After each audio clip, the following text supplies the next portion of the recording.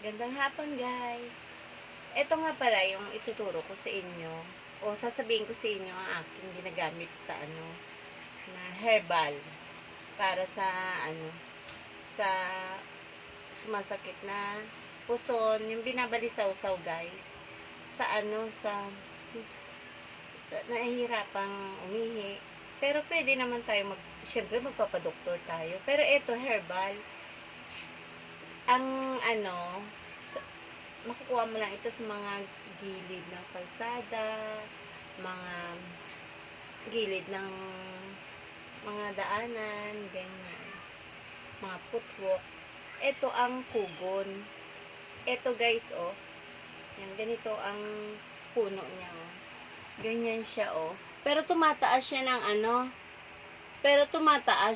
na hanggang ang pinaka-matured niya parang hanggang tuhod lang. Hindi siya yung talahi ba, yung mataas, ano lang siya talaga, hanggang tuhod lang na ang kanyang pinaka-adult form. Eto, meron siyang ugat. Yan, oh. Eto siya, oh. Yan. Eto siya, oh.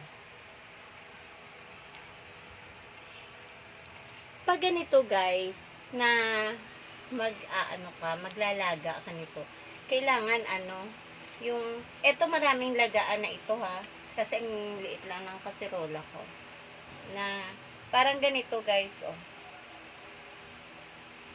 Ganito lang kadami, meron ka ng 5 glasses na kugon na kugon tsaa. Ito, guys, oh.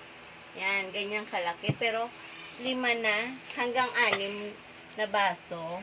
Ganito siya, guys, oh. Ganyan ang kulay niya pag pag nalaga mo na, ready to drink na.